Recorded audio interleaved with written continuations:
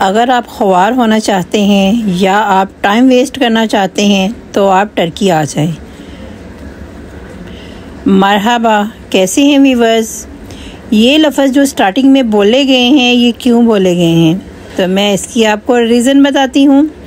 ये हम जा रहे थे प्रिंसेस आइसलैंड, तो हमने जो उधर का मेट्रो स्टेशन है वहाँ पे हमारे जो कार्ड इस्तांबुल कार्ड था उसमें हमारी जो इस्तांबुल कार्ड में हमने पेमेंट ऐड करनी थी, तो इसके लिए हमने यहाँ पे अपनी पेमेंट ऐड कर रहे थे। तो कार्ड में इशू आ रहा था कुछ, तो इसी वजह से पेमेंट जो थी वो इसमें ऐड नहीं हो रही थी, तो जिसकी वजह से फिर हमें थोड़ा सा वेट करना पड़ा, क्योंकि यहाँ पे कार्ड के बगैर आप कहीं भी ट्रैवल नहीं कर सकते।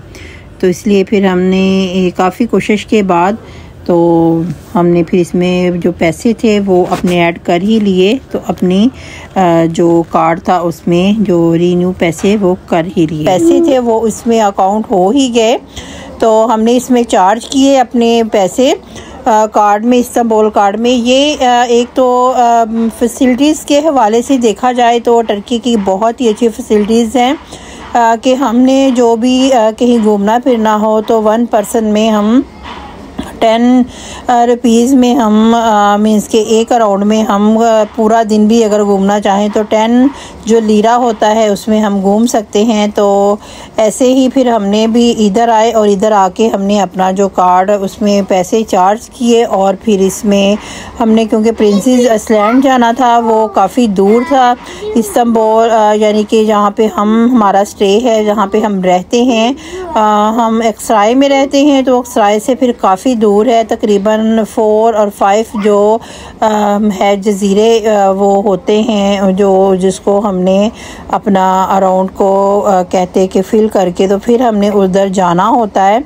तो उधर फिर पहले तो उधर मैं इस पर पूरी आपको बताऊंगी कि पहले तो हमने इधर इसमें मेट्रो स्टेशन पे आना होता है, फिर हमने आके उधर ट्रेन है उस पर बैठना होता है।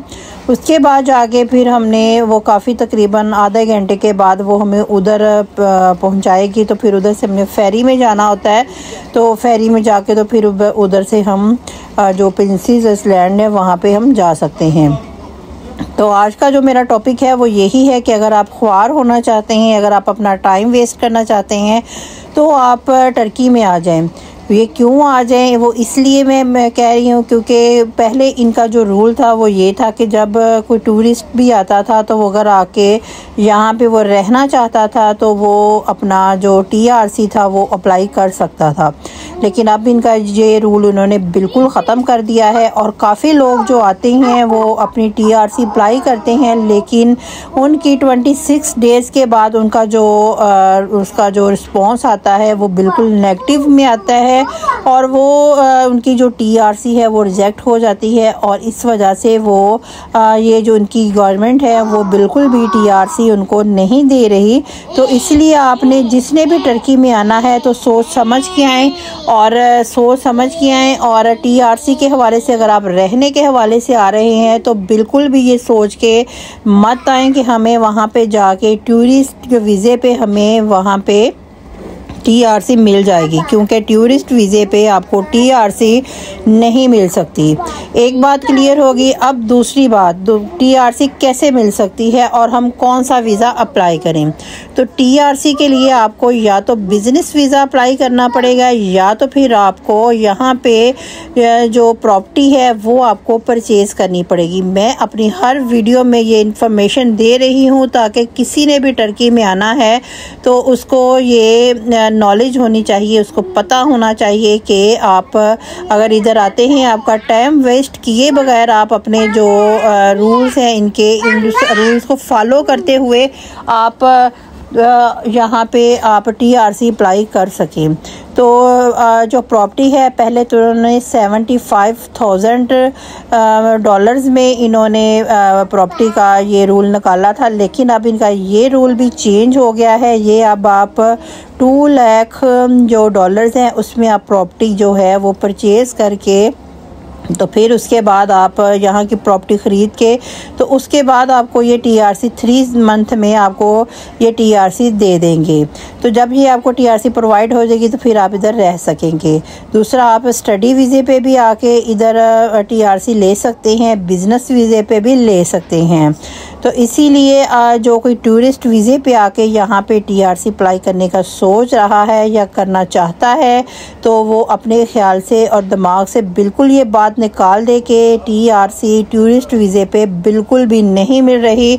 बहुत से लोग आपको कहेंगे कि जी हम आपकी TRC हम आपको देंगे, तो ये बिल्कुल गलत बात है। किसी के बजाल में, किसी की झांसे में मत फंसे। हर कोई आपसे पैसे लेगा, पैसा बटोरेगा और आपको कुछ वो TRC कब नहीं मिलेगी, क्योंकि यहाँ पे टूरिस्ट वीज़े पे TRC नहीं मिल रही। तो मैं बार बार अपनी हर वीडियो में ये आपको इन्फॉर्मेशन दे रही हूँ कि टर्की में आपने ये 3 वीज़े पे आना चाहते हैं तो आप आए। 3 आपकी अगर आप इतना रख सकते हैं वो प्रॉपर्टी वाला तो वो आप कर सकते हैं, या तो आप स्टडी वीज़े पे आ सकते हैं, उसके हवाले से TRC मिल रही है। और दूसरा ये कि यहाँ पे बहुत ज़्यादा सख्ती हो गई है, किसी को भी ये यहाँ पे रहने की इजाज़त नहीं है, परमिशन नहीं है कि कोई बंदा आए और वो आके इन लीगल तरीके से रहे। तो क्योंकि यहाँ की गवर्नमेंट ने बहुत ज़्यादा सख्ती कर दी है, जो गैर मुल्की हैं, गैर मुल्की ज़बान जो हैं, इनको वो बिल्कुल यहाँ से पकड़ के रिपोर्ट करते जा रहे हैं और किसी को भी यहाँ TRC के बगैर रहने की परमिशन नहीं है।